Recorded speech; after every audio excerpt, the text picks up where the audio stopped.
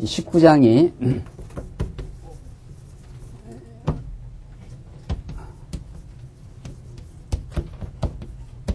억울한 죽음을 이제 검하고 피하게 하는 내용 가운데 우리가 지금 도피성 지금 내용을 지금 공부하다가 조금 쉬었는데 너희들 이 땅에 들어가거든 한 세 곳에다가 도피성을 만들어라. 그리고 이렇게 도로망을 이렇게 도로를 잘 닦아라 그랬잖아요. 이 얼마나 하나님께서 이 자상한 구약적인 자상한 섭리입니다.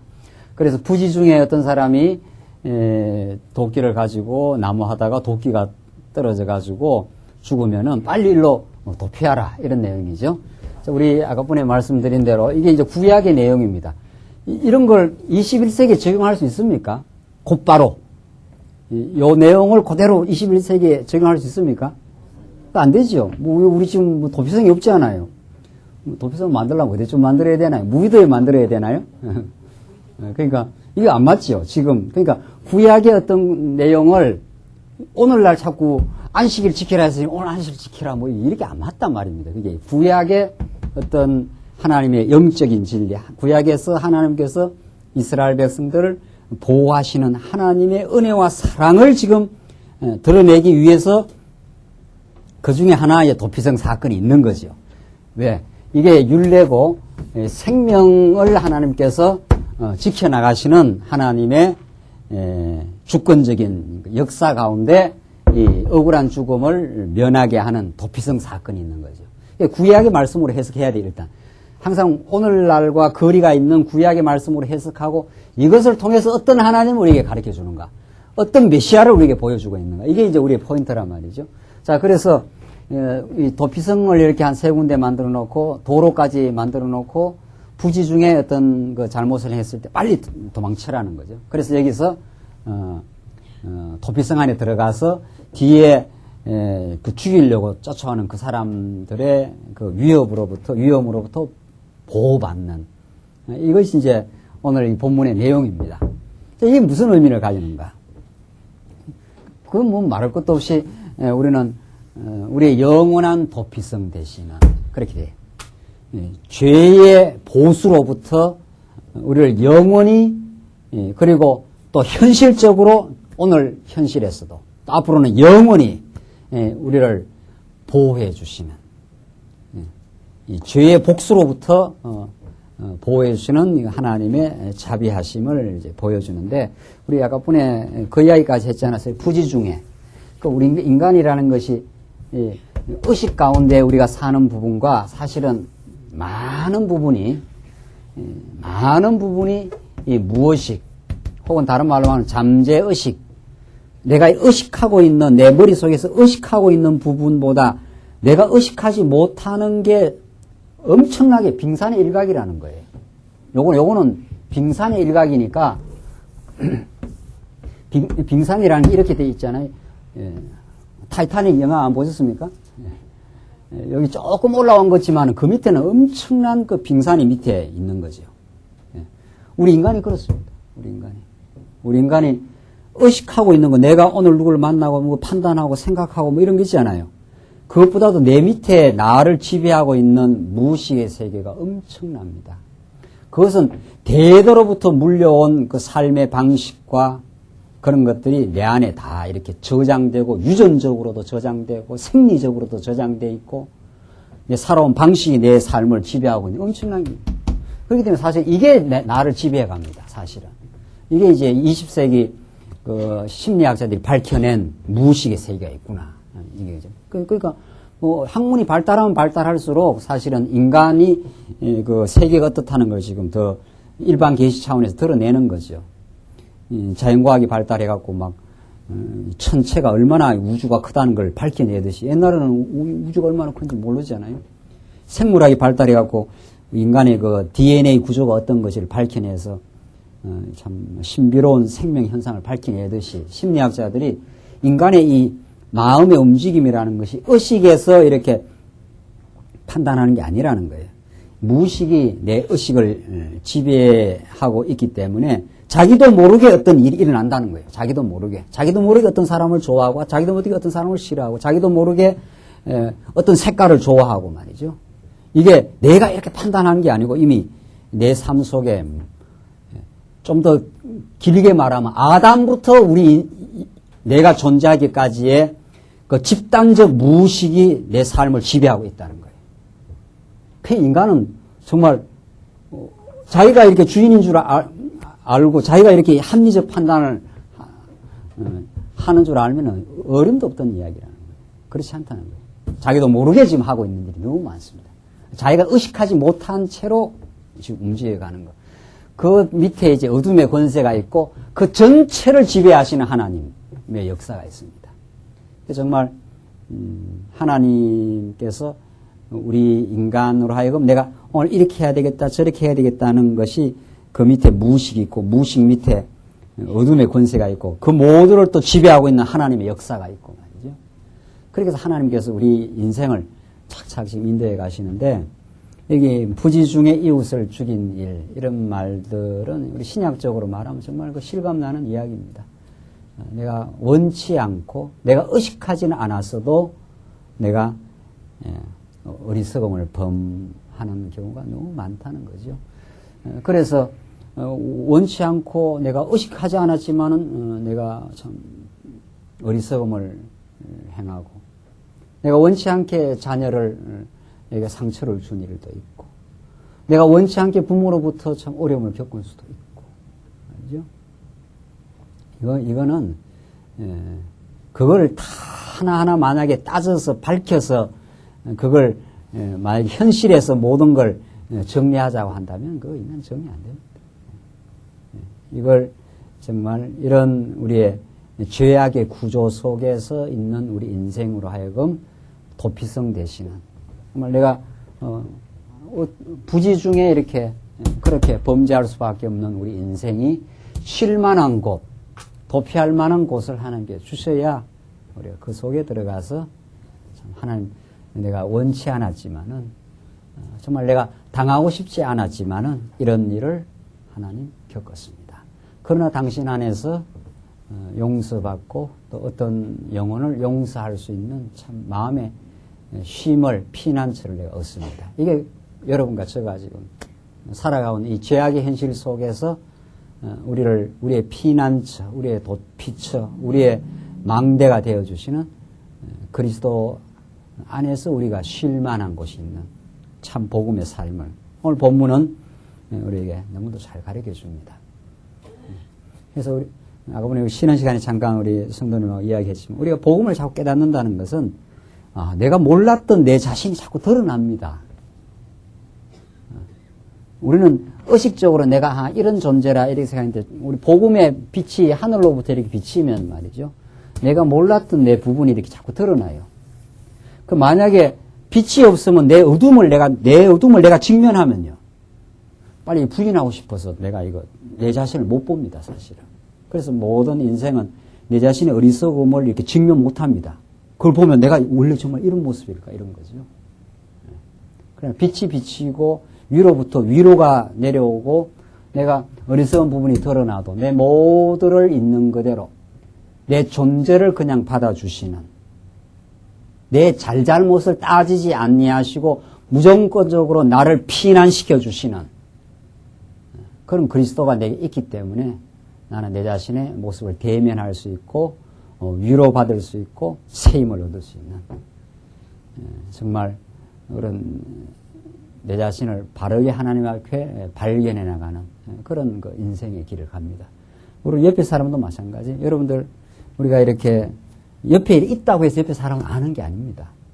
옆에 이렇게 산다고 해서 심지어는 부모도 우리가 잘 모릅니다. 부모가 왜 저럴까 하는 거 잘 모르고 우리가 부모를 깊이 이해 못하는 수가 얼마나 많은지 모릅니다. 옆에 사는 사람을 그렇게 우리가 많이 이해하는 것 같아도 그렇지 않습니다. 알아가고 있습니다. 우리 하나님을 알아가고 있고 우리가 옆에 같이 살아가는 사람을 깊이 잘 모릅니다. 내가 생각하는 정도로 이렇게 내 유리한 쪽으로 이렇게 한 사람을 이해하고 있을 뿐이지 그 사람이 겪고 있는 아픔과 그 사람의 절절한 고통의 문제와 그런 거 잘 모릅니다. 참 그래서 우리 복음을 우리 깨달아 가면서 부지 중에 우리가 범죄한다는 말, 부지 중에 범죄해서 정말 이 피난처가 되시는 그리스도 안에 들어가서라야 우리가 쉼을 얻을 수 있다는 이런 복음의 메시지는 정말 우리 삶 속에서 우리를 지켜주시고 실수할 수밖에 없는 우리 인생을 용사로 이 땅에 오시고 지금도 함께 해주시는 하나님.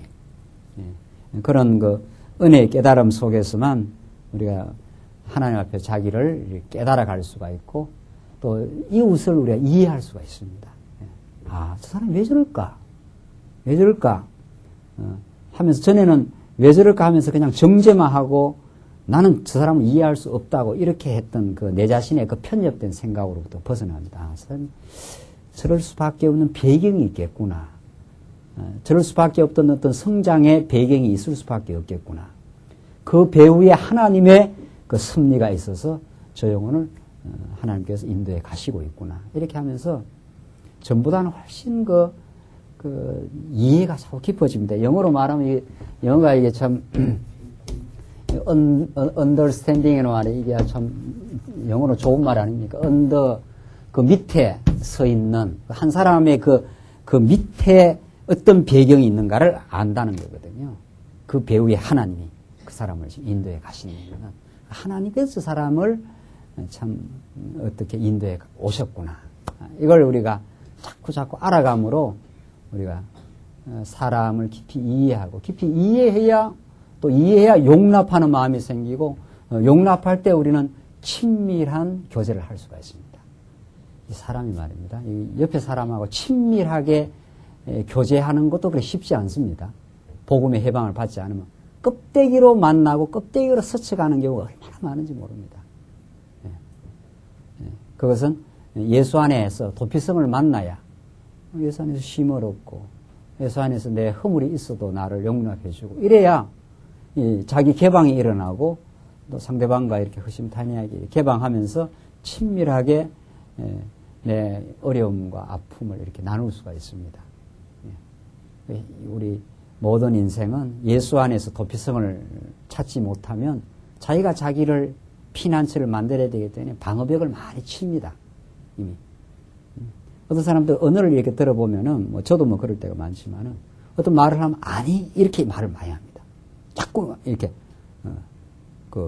이렇게 그렇지 그렇습니까? 이렇게 해가 아니고 아니 자꾸 이렇게 말이 나와요. 이쪽 이야기가 들어가질 않는 거예요.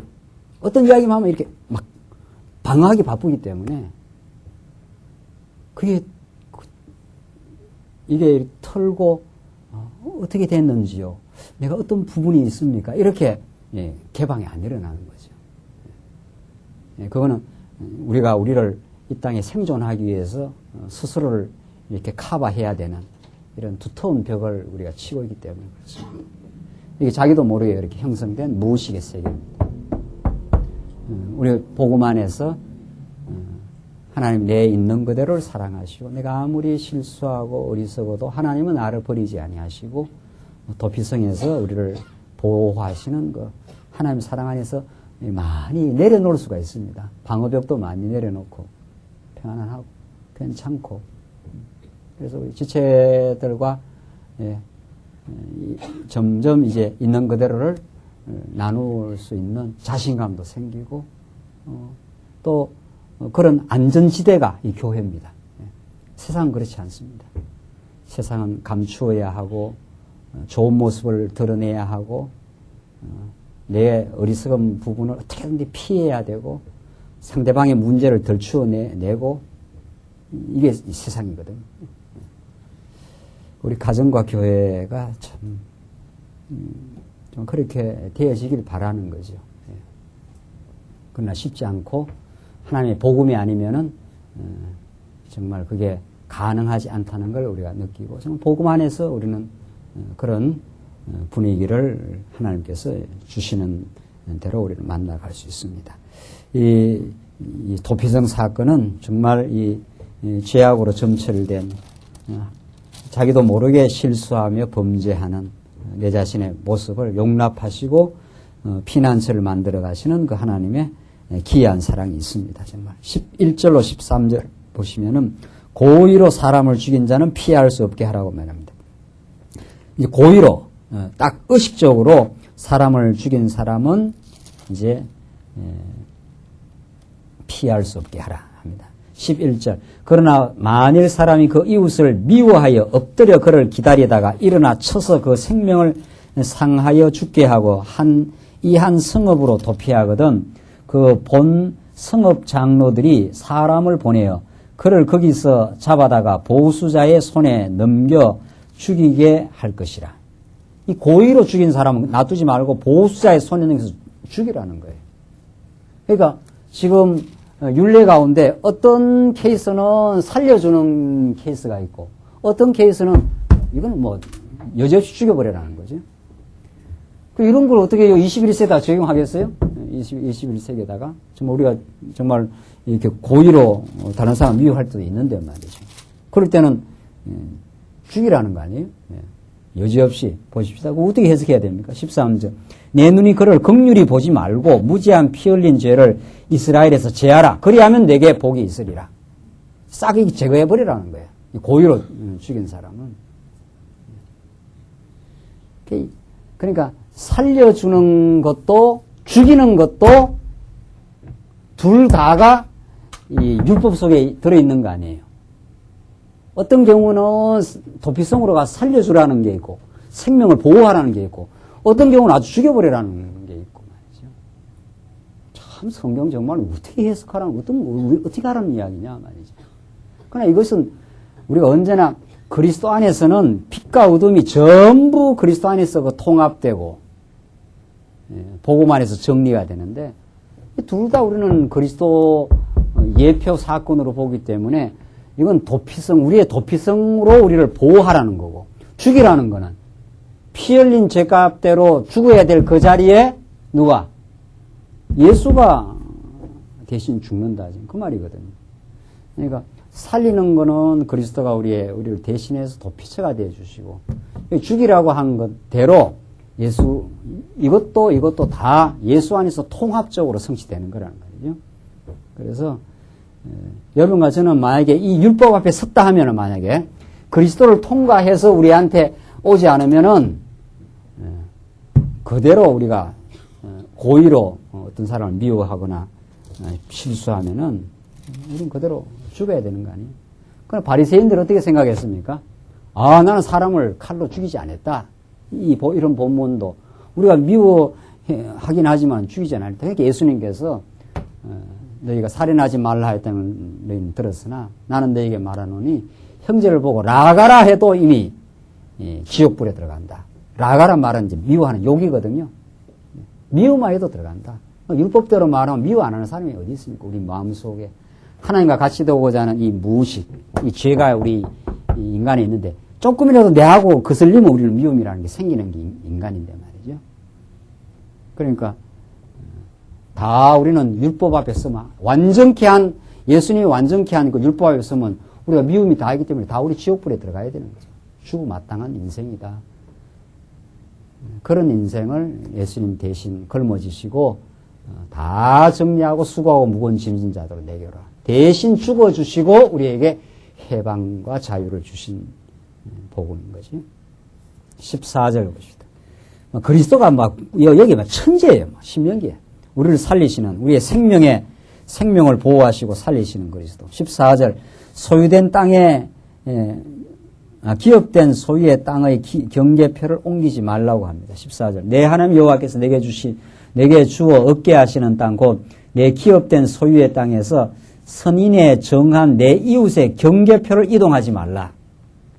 하나님께 12지파에게 우리 여호수아서 가보면은 다 나눠주잖아요. 지파, 12지파, 어느 지파는 어디에서 어디까지, 서편은 어디까지, 동편은 어디까지, 남편은 어디까지, 북편은 어디까지 해서 요 땅의 그 경계를 정확하게 해서 이렇게 다 이렇게 분배를 이렇게 해줬지 않았어요? 분배를. 그러니까 여호수아는 어떤 사람들은 땅을 정복하시는 하나님, 그것만 이제 강조하지만 정복만 하는 게 아니고 분배까지 다 해주잖아요. 분배까지 다 하나님께서 다 해주셔서 이스라엘 백성들이 그 땅에 들어가서 갈등하고 충돌하지 않고 하나님 주신 그 분배의 복을 누릴 수 있도록 하나님께서 해주시는 하나님. 그걸 너무도 잘 가르쳐 주는데, 그 경계표가 있단 말이에요. 여기에서 여기까지 해서, 여기까지는 경계표를 딱 해갖고 넘어가지 않도록 경계를 딱 만들어가지고, 이걸 옮기지 말라면, 이걸 더 갖고 싶어서 경계표를 이렇게 옮기면 요 사람 땅은 줄고 요 사람 땅은 많아지지 않아요. 하나님을 기억하게 하는 이것도 방편입니다.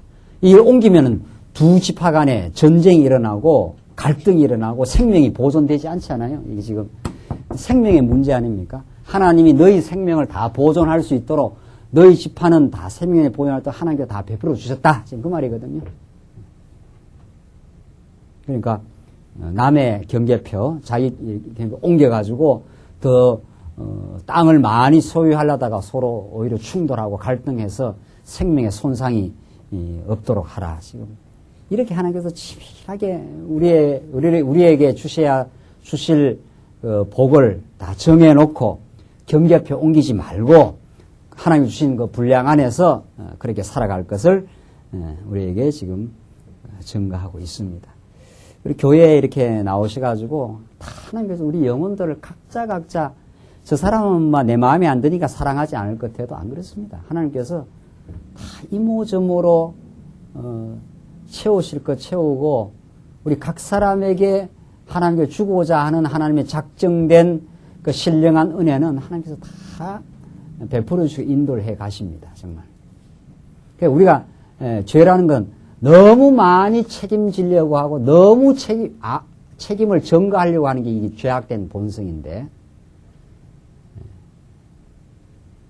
하나님께서 무슨 말인지 아십니까? 죄라는 것은 내가 깨달아야 될 부분을 깨닫고 복음화로 성화될 부분은 책임을 안 지려고 하고, 책임을 안 지려고 하는 그런 그 나쁜 악습이 있습니다. 우리가 그 책임을 전가해버리는 거죠. 책임을 전가.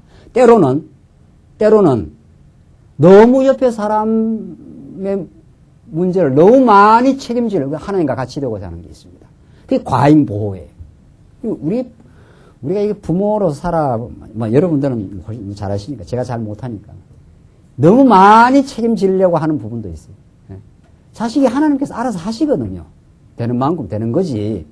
이게 부모가 뭐 다 책임져갖고 이게 되겠느냐 말이죠. 그러면 그게 뭐 좋을 것 같아도 그게 좋은 게 아니라는 거예요. 과잉 보호도 문제고, 방치도 문제라는 거 아니에요? 그 양극단을 인간이 조정 못 합니다, 정말. 그걸 때로는 과잉 보호에서 문제, 때로는 어때요? 너무 또 책임을 안 져서 문제. 인간은 이래도 문제, 어때요? 저래도 문제. 누구 안에 해답이 있습니까? 예수 안에 해답이 있습니다. 예수를 깨달아 가야 너무 많이 과잉 보호 하는 것도 그것도 사실은 그 사람을 위한 게 아니고 자기의 자아 실현입니다. 그 사람을 이용하고 그 사람을 자기한테 종속시키려는 그 자식을 못 놔주는 부모가 있다는 거 아니에요? 이게 다 컸는데도 계속, 다 컸으면 떠나서 보내서 살게 놔둬야 되는데, 다 컸는데도 계속 간섭하고 계속 막, 그 자녀를 위한 게 아니라 자기의 허전함을 달래려는 욕구 충족입니다. 그러니까. 뭐, 그렇다는 겁니까? 안 그렇다는 겁니까? 지금. 그러니까 그런 존재라 이렇게 생각하고 살면 됩니다. 우리 인간이. 그런 존재라. 너무 책임 안 지고 전가하는 사람이 있는가 하면 알지. 너무 많이 옆에 사람 문제를 책임을 너무 많이 지려고 해서 하나님 들어갈 틈이 없어. 이거는 뭐 모든 걸 다 해주려고 달라드니까 말이지. 성도 교제도 그렇습니다. 구역장이 구역 식구들 너무 많이 책임지지 마십시오. 하나님이 다 키웁니다. 목사가 성도들 너무 많이 책임지면은 뭐 목사가 굉장히 사랑하는 것 같아도 성도들 그렇지 않습니다. 말씀 전하고 하나님 다 키웁니다. 이모저모로 다 키워가셔요. 자기 일이나 그냥 잘하고 자기 그냥 주어진 사명이나 책임이나 잘 지면 끝나는 거지. 뭐 그렇게 사랑이 넘쳐갖고 그렇게 과잉적으로 보호하는 건 그 사람을 약하게 만드는 겁니다. 정말 이게 우리가 복음 깨닫는다는 거는 경계표 옮기지 말라. 그냥 니한테 준 거나 잘 깨닫고, 그래, 잘 살다 보면은 옆에 사람하고 관계도 좋아지고, 정말 그 사람이 필요할 때 도와주고, 정말 놔둘 때는 놔두고, 그죠? 그 지혜가 우리 인간에서 안 나옵니다. 하늘로부터 나와요. 하늘로부터 나를 하나님께서 키워가시고, 저 영혼은 저 영혼대로 하나님께서 고난 줄 때 고난 줄 거고, 또 피하게 할 피하게. 정말 우리의 지체가 필요할 때는 그 영혼을 위해서 찾아가게 될 거고 말이죠. 또 때로는 좀 놔둠으로 그 사람이 겪으면서 깨달아야 될 부분이 있다고 생각하면 되죠. 우리가 신방을 할 때도 그래요. 어떤 사람은 무조건 신방을 해야 된다는 거예요. 그렇지 않습니다. 이게 무슨 목사가 말이지 무조건 뭐 무슨 일만 있으면 쫓아가갖고 뭘 해야 되는 걸로. 또 그렇게 또 압력도 넣어요. 제가 신방을 안 하려고 그러는 게 아니고 제가 할 만큼 합니다. 할 만큼 하는데 어떨 때는 그냥 좀 놔두고 하나님 뜻 가운데서 생각하는 시간도 가지고 그 사람이 누군가 몸부림도 치는 시간도 있어야 되거든요. 무조건 쫓아가 과잉보호하기가 한다고 그 사람이 살아나는 게 아닙니다.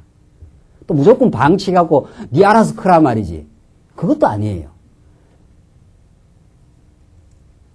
이 하나님 말씀이 아니면 인간은 균형을 잡을 수가 없습니다. 여러분들 제가 지금 오늘 이 말씀 들으면서 이웃의 경계표를 옮기지 말라. 하나님께서 준 경계가 있다.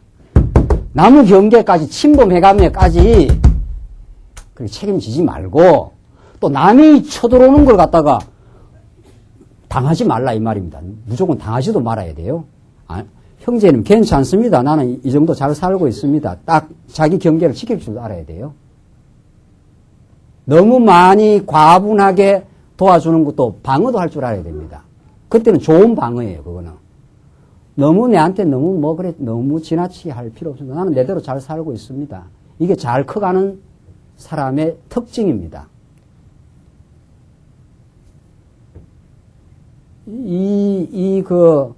양극단을 헤쳐나가는 이 지혜가 우리의 성장의 과정 중에 생깁니다. 너무 많이 나를 책임지지 마십시오. 나는 하나님 보호 속에 잘 살고 있습니다. 그런 거죠. 그래서 정말 우리가 하나님을 중심으로 하나님을 깨닫고 사는 것처럼 우리가 치우쳐질 수밖에 없는 우리 인생들 말이죠. 어느 쪽이든 치우칠 수밖에 없는 인생의 그 갈 길을 바르게 균형 잡아가는. 그러니까 우리는 끊임없이 치우쳐지고 끊임없이 방향을 잡아가는 이 과정 중에 있는 거죠. 완전히 균형을 잡았다 이런 인간이 없어요. 이미. 우리는 살아온 방식이 그렇고 이미 부모로부터 영향이 그렇게 되어 있기 때문에 어느 쪽으로는 치우쳐져 있어요. 그러나 말씀을 들으면 그것이 내가 치우쳐졌구나 하면서 방향을 틀어요. 어느 방향으로? 우리의 편대 대신 그리스도를 향해서 드디어 방향을 틀기 시작하고 새로운 긍지가 생겨나고 이제 성장의 돌파구가 생겨나고 건전해져 가는 거죠. 점점 건전해져 가는 거죠. 그래서 이 이웃의 경계표를 옮기지 말라. 지나치게 남으로부터 지나치게 당하지도 않아요. 지나치게 남을 침범해가지고 남의 경계를 침범해갖고 이러라 저러라 이렇게 안 한다 이 말입니다. 이 우리 장로교 이 정치 원리라는 게 얼마나 중요하냐면 당회가 생기면 한 당회는 한 교회를 다스려가는 경계표가 딱 생기는 겁니다. 이 당회가 생겼다 하는 것은 다른 교회가 함부로 이렇게 우리 교회를 이렇게 말 못해요. 그 당회에 맡긴 경계라는 게 있어요. 그러나 어떤 부분은 또 노회라는 걸 통해서 이 교회를 넘나들면서 지도하는 게 또 있을 수 있습니다. 어떤 부분은 경계를 지켜야 되고 어떤 부분은 또 이렇게 같이 공동 교육이라는 게 또 있어요. 노회라는 게, 시차례라는 게. 그러니까 자기 경계도 있고 자기의 세계도 지켜가고 다른 사람을 함부로 침범하지 않고 내가 이렇게 찾아가도 되겠습니까? 이렇게 묻는 거죠. 신방도. 목사가 마음대로 막 찾아가고 지도하겠다고 하는 게 아니잖아요. 그 사람이 가정의 경계라는 게 있습니다. 성도 힘드시면은 신방해도 되겠습니까? 도움이 필요하지 않습니까? 이렇게 묻는 거죠. 시차례도 마찬가지예요. 어떤 한 교회가 있어. 아무데나 막 가갖고 막 시차례하고 지도하고 하는 게 아니에요. 교회가 어려움이 있어 보이는데 시차례에 도움이 필요합니까? 이렇게 되는 거죠. 그 사람의 경계가 보호가 되는 거지요. 그러나 그 경계 속에서 어려움이 생기면 도움을 받을 수 있는 거지요, 또. 이런 자기의 세계가 존중이 되면서도 다른 사람의 지도를 받으면서 성장해 가고자 하는, 이 굉장히 중요해요. 이거 한 개인에도 마찬가지고 교회도 마찬가지고 말이죠. 이런 것들이 착착착 생겨나는 것이 체제로의 무장에서 성장해 가는 그 과정입니다.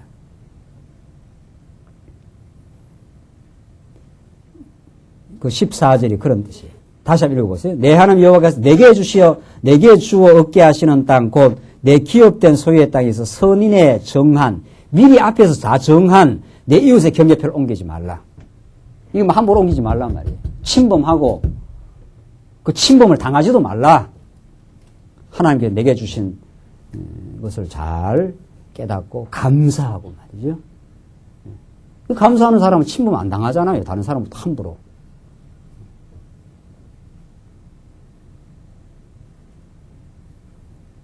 (15절을) 봅시다. 이렇게 하나님께서 치밀하게 그 땅에서 그 영혼들을 생명을 그 보호해 가시는 하나님의 섭리를 지금 이렇게 보여줘요. 15절로 21절 보시면 형제에 대해 위정한 자는 꾀한 대로 갚으라고 명합니다. 형제에서 위정. 사람이 아무 악이든지 물어 범한 죄는 한 정인으로만 정할 일이 아니요 두 정인의 입으로나 세 정인의 입으로 그 사건을 확정할 것이며 만일 위정하는 자가 있어 아무 사람이 악을 행하였다 말함이 있으면 그 논쟁하는 양방이 양쪽이 말이죠. 같이 하나님 앞에 나아가 당시 제사장과 재판장 앞에 설 것이요 재판장은 자세히 사실하여 그 정인이 위정인이라 그 형제를 거짓으로 무함한 것이 판명되거든. 이 위정, 이 가짜로 증거를 만들어 갖고 사람을 이렇게 죽이려고 하는 거 말이죠. 위정인이라. 그 형제를 거짓으로 무함한 것이 판명되거든. 그가 그 형제에게 행하려고 꾀한 대로 그에게 행하여 너희 중에서 악을 제거하라. 이 거짓말로 증거를 만들어 사람을 이렇게 모함해 갖고 죽이려고 한 경우가 있으면 그것이 판명이 되면은 그걸 그대로 갚아주라는 거예요. 갚아주라. 그래서 악을 제하라는 거예요. 20절. 그리하여 그 남은 자들이 듣고 두려워하여 이후부터는 이런 악을 너희 중에서 다시 행하지 아니하리라. 내 눈이 긍휼히 보지 말라. 생명은 생면으로 눈은 눈으로 이는 이로 손은 손으로 발은 발론이라. 이게 율법의 동해 보복 원리입니다. 어떤 해를 범하면 똑같이 해를 갚아라 이 말이죠. 눈을 만약에 사람이 해를 해줬으면 눈으로 갚고 이를 했으면 이로 갚고. 이게 함무라비 법정에도 있다는 거 아니에요? 이게 모세 시대 때 15세기 주전 15세기 모세 이전에 이제 함무라비 법전이 모세 이전에 인류의 최고의 그 법전이에요. 그래서 지금 자유주의 신학자들이 여기에서 똑같은 법이 있어요. 지금 왜 그 이란이나 이라크 이런 데는 남의 물건 그 훔치면 손을 어떻게 해요? 잘라버리잖아요. 그리고 그 함무라비 법전으로부터 내려온 법의 원리입니다. 그 사람이 했는 그걸 그대로 갚으라 이 말이거든요. 그 지금 모세 율법에도 그게 있지 않아요? 그러니까 자유주의 신학자들이 봐라 말이 모세 이 하나님의 말씀 이 구약이라는 것이 그 이전 법으로부터 어떻게 됐다? 영향을 받았다. 지금 이렇게 이 모든 지금 인본주의 신학자들이 그렇게 말합니다. 성경이라는 게 하나님의 어떤 계시 말씀이 아니라 그 전에 있는 문서로부터 영향을 받다. 왜냐하면 똑같단 말이에요. 내용이. 요 내용 부분만큼은 함무라비 법전에도 눈은 눈으로 도둑질하면 도둑질한 사람은 그 손을 잘라버려라 말이죠. 이런 그 아주 가혹한 거죠. 막 이거는 막 그대로 했는 대로 그대로 갚아라 이 말이거든요. 그게 정의의 법칙이라는 거예요. 정의라는 것은 그래야 정의가 살아난다는 거예요. 했는 대로 안 갚으면 이 사람이 오늘 본문에 나왔지 않았어요? 그렇게 안 갚아주면은 옆에 사람들이 담대해가지고 말이죠. 이거 뭐 도둑질 해도 괜찮구나. 사람 죽이도 괜찮구나. 이랬네. 도둑질하면 도둑질 한 대로. 살인하면 살인한 그대로 갚아주라는 거예요. 그래야 그 사회에 정의가 선다는 거예요. 이게 일종의 하나의 어떤 정의감일 수 있지요. 그래서 함무라비 법이 그렇게 만들어 놨지요. 그러니까 신학자들이 보니까 아하 모세보다 그 이전에 함무라비 법전에서 모세가 영향을 받아서 그렇게 만들었구나. 이렇게 된 거예요. 그래 현상적으로 보면 똑같아요, 안 같아요? 현상적으로 보면 똑같아요. 그러나 우리는 이 본문을 어떻게 해석하느냐 말이죠. 오늘 이 본문의 말씀. 이 본문의 말씀을 그대로 지금 적용하고 있는 것이 지금 이란, 이라크, 지금 마호메 교도들, 그렇게 하잖아요, 진짜. 그 사람들은 뭐, 그대로 살인하면 살인으로 갚지 않아요. 손 자르고 말이죠. 그렇게 무서운 법을 적용을 해버리니까 그 무서운 법을 적용하면은 인간은 아까 보니까 이야기하고 똑같아요. 아주 가혹한 법을 적용하면은 현상적인 죄는 없어져요. 뭐 막 손을 막 잘라버리니까 공개 처형을 막 해보고 손을 잘라버리니까 얼마나 무섭습니까? 그러니까 그런 무서운 법을 동원하면은 그 사회는 완전히 억압 속에서 활력을 상실합니다. 그렇다고 해서 미국처럼 막 자유 해놓으면 이 완전히 마약 천지가 되고 말이야. 인간이 완전히 제멋대로 하는 이 온통 무질서와 향락과 태폐로 가는 거죠. 그래서 인간은 이렇게 잡아도 안 되고 뭐해도 안 됩니까? 풀어놔도 안 됩니다. 그 해답이 있습니까? 없습니까? 없는 게 인간입니다. 인간은 답이 없다 이런 뜻입니다. 인간은. 그러니까 답은 어디로부터 내려옵니까? 이 신명기 말씀으로부터 내려옵니다. 예수로부터 답이 옵니다. 예수로부터. 그래서 지금 이 모세율법이 눈은 눈으로 이는 이로라는 것을 어떻게 해석해야 됩니까? 여러분과 지금 오늘 21세기에다 적용을 하면 진짜 오늘날 범죄한 대로 다 갚으라는 이야기인지 도대체 뭘 어떻게 하라는 이야기인지 말이죠. 아니 함무라비 법전하고 모세율법하고는 이거는 정말 가혹한 법이고 모세율법은 이 법은 복음으로 성화되어서 해석을 해야 될 거 아니냐 말이죠. 하나님은 정의의 하나님이기 때문에 정말 우리의 죄를 그대로 갚으시는 분이죠. 그 갚으시는 그 자리에 예수님이 대신 내가 범한 그대로를 다 처단당하신 분이죠. 그래서 하나님의 사랑을 확정하신 분이죠. 그 하나님의 정의가 사랑의 방식으로 표현된 거지요. 십자가 위에서. 오늘 이 본문의 말씀이. 눈은 눈으로, 이는 이로. 하나님이 심판하심이 여러분과 저를 만약에 그리스도 없이 이 본문이 다가오면 우리는 다 죽어 마땅한 인생. 우리 얼마나 미워도 많이 하고 다 범죄한 인생들인데 그걸 만약에 하나님이 갚으시겠다면 우리가 살아남겠느냐 말이죠. 하나님 앞에서. 그걸 예수님이 눈은 눈으로 이는 이로 말이죠. 오히려 오리를 가자 하면 어디까지 가줘요? 심리까지 더 가주신 하나님이에요. 예수님. 그렇게 해서 우리의 완전한 모든 걸 다 갚아주시고 우리의 생명을 보호하신 하나님.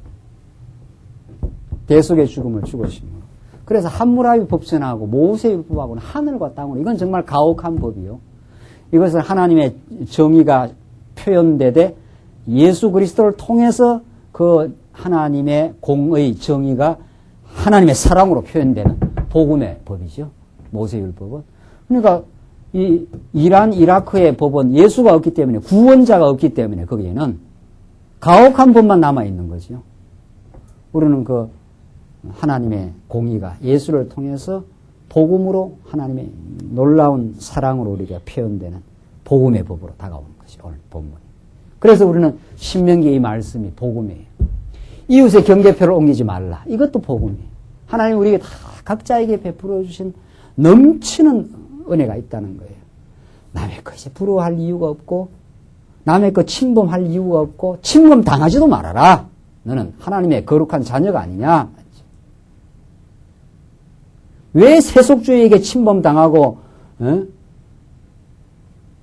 왜 지나친 그 책임져 주려고 하는 그런 사람에게 침범당해서 그 사람의 종이 되느냐 말이죠.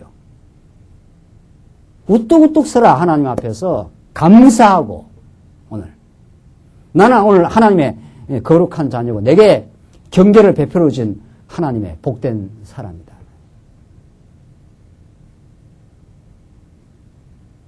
그 사랑을 누리고 그리고 만약 내가 힘이 있다면은 정말 건전한 의미에서 이웃을 사랑하는 정말 그 사람이 성장하도록 사랑하는 내 종이 되도록 사랑하는 게 아니라 사도 바울은 아주 그게 아주 치열합니다. 하나님 중심. 내가 너희들을 나에게로 끌고 오지 않는다. 너희들을 그리스도에게로 성장시켜가는 나는 중매장이라 말이죠.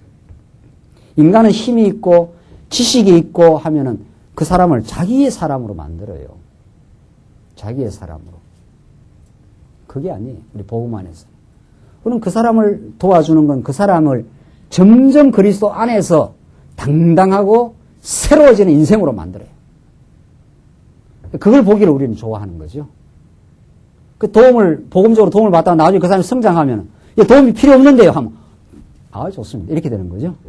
그 서운한 게 아니고 우리 자식 내보내면서 눈물 쫄쫄 흘리고 난리 난다는 거 아니에요?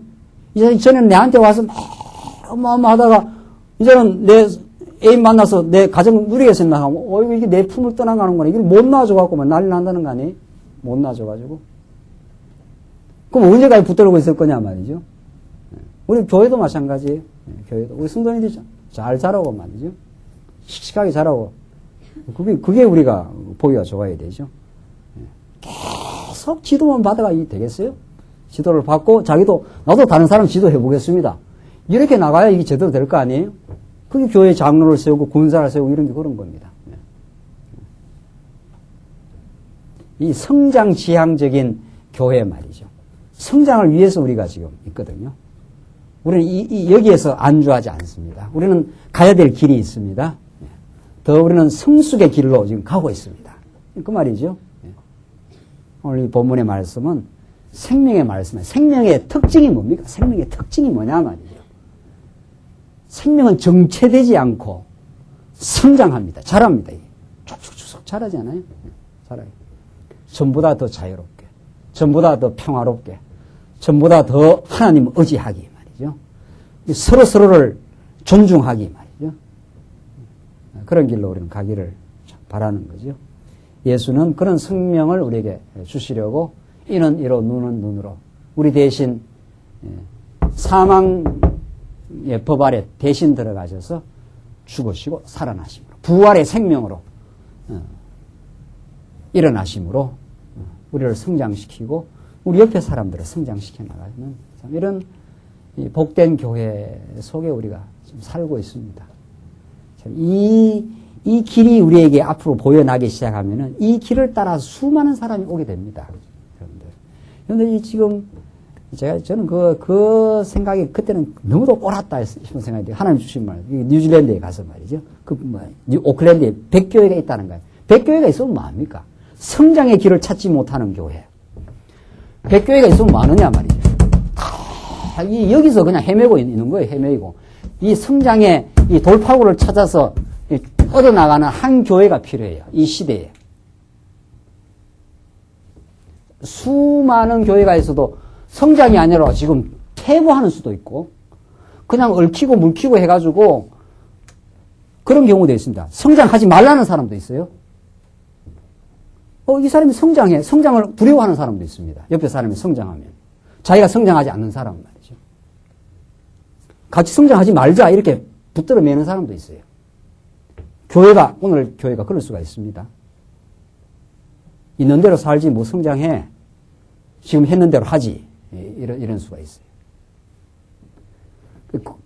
교회, 한 시대를 새롭게 뚫고 나가기 위해서는 복음을 깨닫는 한 영혼이 필요해요. 루터 한 사람이 모든 가톨릭의 세력 속에서 성장하지 마. 너희들은 다 교황 말 들어.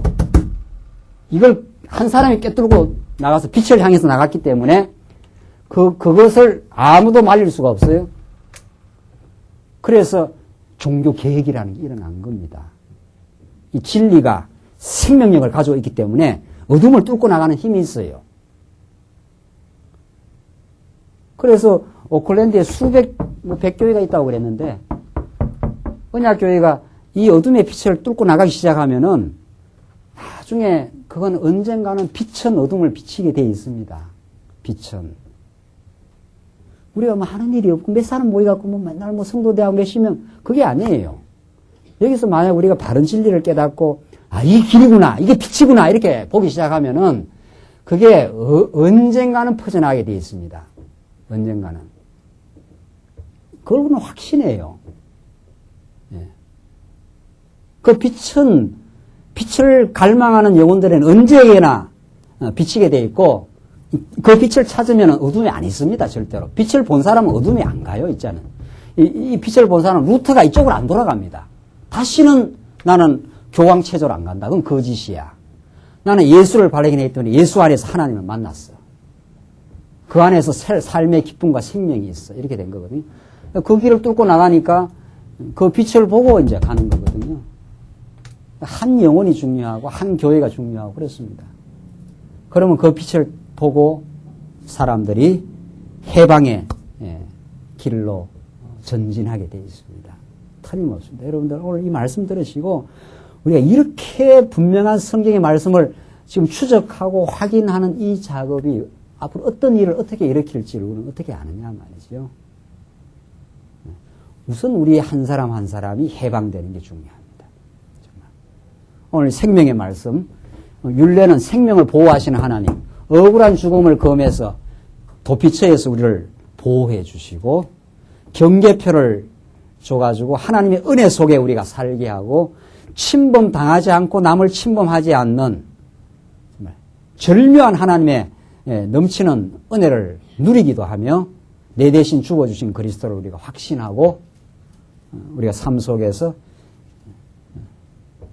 자기를 지켜나가는 정말 그런 그 신앙의 삶, 그것이 우리에게 점점 우리 광야계 식구들 몇 사람이 안 돼도 그것을 그런 울타리를 만들고 그 속에서 새로운 영혼들이 그 생명의 맛을 보게 될 때 우리는 하나님께서 우리를 키우고 있다.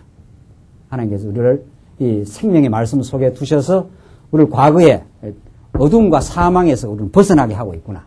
확실히 벗어났구나, 우리가. 그것을 향해서 우리가 가고 있구나. 그런 우리는 뚜렷한 그 확신을 우리가 하나님으로부터 부여받고 지금 우리가 지금 살고 있습니다. 이제 조금만 더 하면서 우리가 오늘 말씀을 정리하도록 하죠. 20장 내용은 전쟁 시의 그 생명을 보호하십니다. 지금 우리가 19장이 억울한 죽음을 검했지 않았어요? 20장은 전쟁 시에, 자, 이 구약에도 끊임없는 그 전쟁이 있는데 그 전쟁 가운데서 하나님이 우리를 보호하신다는 거예요. 전쟁 가운데서. 그러니까 우리가 염려할 게 없다 이 말이거든요. 너희들 그 땅에 들어가면, 가나안 땅에 들어가면은 엄청난 그 전쟁이 있게 된다. 앞으로 이 가나안 땅은 안식의 땅일 뿐만 아니라 전쟁의 땅입니다. 싸워감으로 안식을 더 얻어가는 땅이거든요. 이 약속의 땅은. 여기는 이미 누구들이 이미 포진되어 있습니까? 가나안 칠족속들이 들어가면서부터 전쟁이 일어나지 않아요? 여호수아가. 그리고 땅을 점령하고도 블레셋 골리앗이 쳐들어오지 않아요? 여기 아람이 쳐들어오고 모압, 암몬이 언제나 쳐들어오는 전쟁이 일어나는 땅이에요. 여러분과 제가 예수 믿으면은 뭐가 일어납니까? 전쟁이 일어나요. 예수 안 믿을 때는 뭐 속에 있었습니까? 예수 안 믿었을 때는 전쟁이 아니라 뭐 속에 완전히 적에 의해서 어때요? 포로에 잡힌 삶이었고 예수 믿기 전에는 그렇죠? 이전에 해방을 받으면은 전에 종으로 삼던 그 주인들이 이거 종을 놓쳤으니까 따라와가지고 다시 종 삼으려고 지금 따라올 거 아니냐 말이죠. 그럼 우리는 아니야. 우리 주인이 따로 있어. 이렇게 하면 전진하고 있죠. 그 싸움이 벌어지지 않아요? 그리고 들어가면은 주변에 온 대적들을 하나님께서 포진시켜 놨습니다. 그래서 우리가 이 사도 바울이 영적 전쟁을 우리가 하고 있다는 거 아니에요. 그 영적 전쟁 속에서 하나님이 이스라엘 백성들의 생명을 보호하는 방편이 나옵니다. 전쟁에도 두려워하지 마라 말이죠. 하나님이 너희들의 영혼을 지키고 보호할 거니까 지금 그 말이죠. 20장 이 내용이 말이죠. 1절로 9절 보십시오. 어떻게 보호하시는가? 염려가 있는 자는 귀가를 시켜갖고 무리를 경고케 하라고 합니다. 염려 있는 자들 한번 보십시다. 전쟁 나가야 되는데 여러 가지 염려가 있어. 그러면 그 사람들은 전쟁터에 보내는 게 아니고 어디로 보내라? 집으로 좀 돌려보내라. 지금 이렇게 말합니다. 참 재미난 말씀이에요. 참 성경처럼 재미난 게 없어요. 여러분들 무슨 책이 그렇게 재미납니까? 성경처럼 재미난 책이 없습니다. 이게 영적으로 우리한테 딱딱 이렇게 적용이 되기 때문에. 한번 봅시다. 1절로. 오늘 여기까지만 하겠습니다. 내가 나가 대적과 싸우려 할 때에 말과 병거와 민중이 너보다 많음을 볼지라도 그들을 어떻게 해요? 두려워 말라. 너희들은 그 들어가면 반드시 이제 수많은 대적들과 말과 막 병거들이 막 꽉꽉 대적들이 쳐들어오는데 두려워 말라. 왜냐하면은 애굽 땅에서 너를 인도하여 내신 내 하나님 여호와께서 너와 함께 하시느니라. 그 대적보다 훨씬 크신 하나님이 너와 함께 하기 때문에 두려워할 이유 없다. 잘 싸워가라. 그 말이거든요. 또 싸울 수 있는 지혜도, 싸울 수 있는 능력도, 싸울 수 있는 무기도 주실 것이다. 오늘 우리 성도대학에 오늘 불러준 거는 우리한테 뭐를 갖추려고 여기 불러주셨어요? 예? 예, 싸울 총탄을, 칼을 우리한테 지금 쥐어주는 거죠. 전쟁 나가는데 아무것도 없이 맨몸으로 나가는 그런 병사가 있느냐 말이죠. 그렇게 덜렁덜렁 나가는 병사는 없잖아요. 전쟁 나간다 하면은 총도 갖춰야지요. 총에다가 칼도 꽂아야지요. 수류탄도 챙겨야 되지요. 그래야 되잖아요. 근데 한국 교회는 뭐가 없어, 지금? 전쟁은 벌어졌는데, 뭐가 없어? 총알인데 총알이 없어, 총알이 말이죠. 총알 없이 그냥 덜렁덜렁 총만 갖고 지금 나가네? 쏠 게 있어야지, 성경을 주일날 20분 달랑 배워가지고 지금 총알이, 그것도 앞뒤 맥락도 안 맞는 말이지. 그러니까 볼 것도 없이 막 당하는 거지, 볼 것도. 세속주의가 그냥 교회를 그냥 침범해버리는 거지. 막을 방패가 없어요. 공격할 총이 없고 말이죠. 여러분과 제가 오늘 이 성도대학에서 오늘 이 경계표 하나만 이게 정확하게 우리가 들어도 우리는 우리 영혼을 보호하시는 하나님, 우리에게 충분히 채우신 하나님, 남의 거 이렇게 부러워하지 않을 만큼 충분히 채우신 하나님, 이게 우리를 지킨 방패입니다.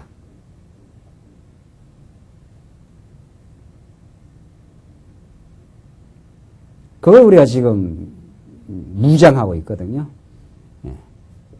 나는 내 삶에 충분히 채우신 하나님이다.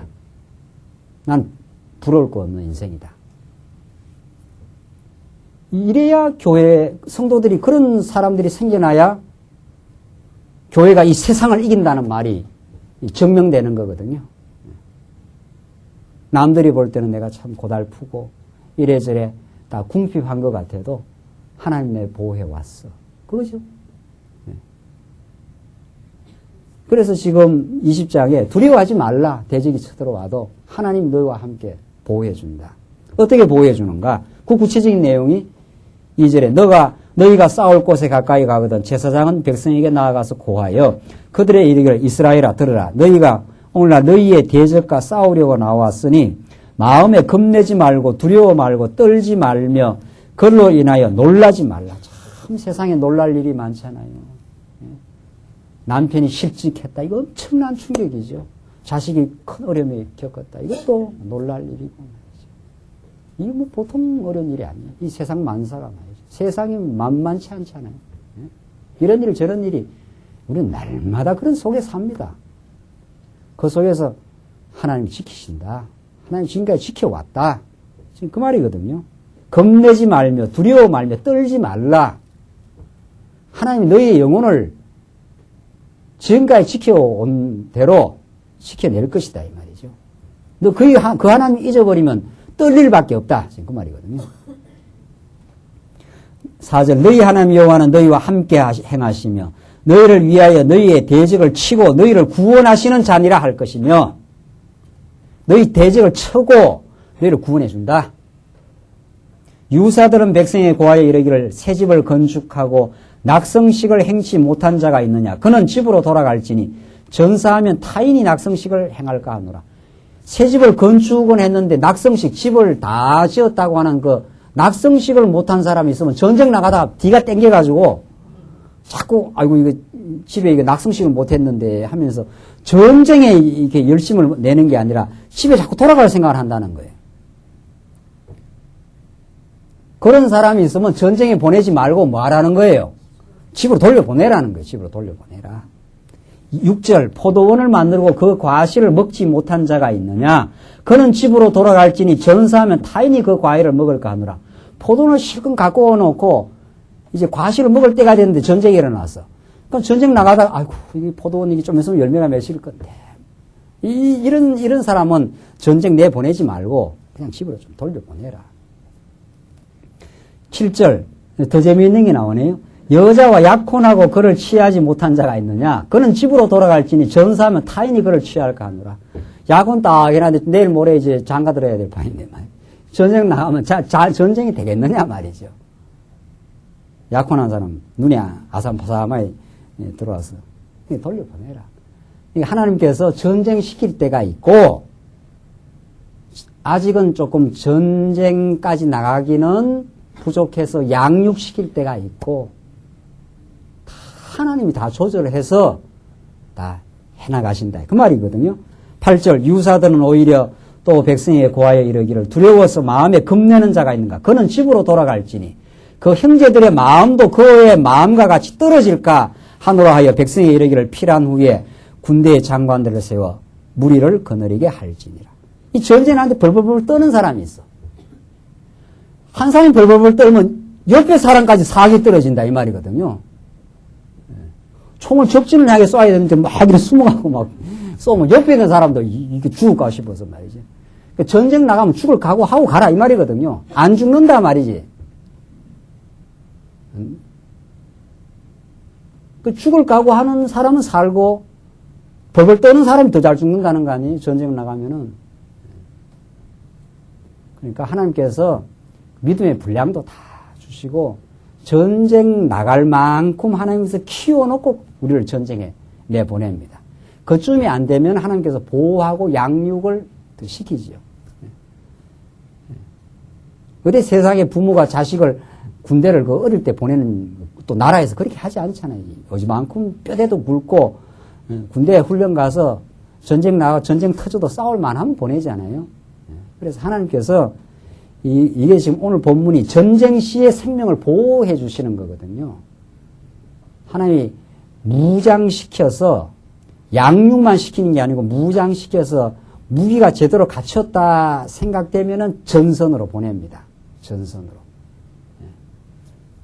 그래서 치열하게 싸우게 하고 뒤에서 조금 더 양육을 받아야 되겠다 싶은 사람은 약혼해서 약혼자 생각나면은 전쟁 나가지 말고 가서 좀 그냥 따뜻하게 살고 그렇게 하라는 거죠. 전쟁 갈 때 무서워 벌벌 떨면 옆에 사람까지 사기 떨어지니까 나가지 마라 나가지 마. 너는 뒤에서 조금 더 무장해갖고 담대하게 신앙을 키워서 나가란 말이죠. 지금 안 그래 전쟁이 벌어져갖고 지금 막 싸워 나가야 되는데 전진해 나가야 되는 판인데 그래서 되겠느냐 말이죠. 하나님께서 그렇게 우리를 이모저모로 여러분과 제가 양육받을 때가 되면은 양육시키고 전쟁 나가서 벌벌 떨면은 조금 하나님께서 좀 유보를 시킵니다. 유보를 시켜갖고 조금 더 무장해서 벌벌 떨지 마라. 하나님 함께 하시니까 싸워. 이렇게 무장을 시켜서 우리 이렇게. 여러분은 어디에 있습니까? 여러분은 지금 어디에 있습니까? 약혼자가 생각나십니까? 포도원이 생각나십니까? 포도원이 생각나고 약혼자가 생각나면 또 그건 그대로 또 의미가 있지 않아요? 잘 양육받고 무기를 잘 갖추고 수류탄도 챙기고 그죠? 총알도 잘 챙겨서 든든해지면은 또 싸워 나가고 교회가 그런 역할을 하는 것입니다. 오늘 하나님의 교회는 이 세상에서 언제나 영적 싸움을 싸워가야 되는 성도들이 와서 여기서 다시 무장하고 교제해서 새 힘을 공급받고 지치고 힘들다가도 이 말씀 들으면 다시 하나님 살아계심을 느끼고 우리 지체들과 다시 말씀을 통해서 힘들었던 것, 상처받고 괴로웠던 걸 다시 위로받고 새 힘을 공급받아서 이제는 두려움이 없다 하면 하나님께서 그만큼 키우면은 전선으로 보내요. 아주 격전지로 보내가지고 잘 싸워가도록 그렇게 해서 땅을 점점 정복해가는 그 놀라운 역사. 오늘 우리 이 말씀이 정말 우리 광야교회에 또 오늘 같이 동참한 우리 성도님들에게 정말 생명의 양식이 되어 하나님께서 우리 부르시는 날까지 잘 싸워가는 정말 진지하고 복된 삶이 참 우리에게 있기를 참 간절히 바랍니다. 기도하십시오. 우리 자비하신 하나님 아버지, 우리에게 생명을 보호하시고 전쟁 중에서도 하나님께서 우리를 걸러주시고 우리를 보호하셔서 참으로 이 거친 세상이지만 하나님의 넘치는 위로와 은혜와 사랑 가운데서 우리를 양육시키기도 하시고 무장시키기도 하시며 때로는 치열한 격전지에서 잘 싸워가도록 해가시는 하나님의 섭리를 오늘 신명기 말씀을 통해서 확인했습니다. 하나님 이스라엘 백성들을 이렇게 보호하시고 생명을 지켜주셨듯이 우리 영원한 우리의 생명의 주관자 그리스도 안에 우리가 살며 그 피난처 속에 살며 그 하나님께서 베풀어 주신 그 은혜의 영역과 경계 속에 살고 있습니다. 하나님의 은혜를 감사하는 참 신앙이 우리에게 넘치게 하셔서 이 어두운 세상 가운데서도 저희들 당당하고 복음을 지키며 전파하는 승리의 삶 있게 하시옵소서. 오늘 이 귀한 복음에 함께 저희들 동참할 수 있도록 우리 연보할 마음 주심을 더욱 감사합니다. 이 귀한 연보 쓰여지는 곳곳마다 참 진리의 말씀 힘있게 전파되어 승리하는 역사 일어나게 하시옵소서. 동참한 손길들 하나님께서 붙들어 주셔서 남은 생에 진리와 함께 참으로 힘있고 아름다운 삶 있게 하시옵소서. 예수님 이름으로 기도하옵나이다. 아멘.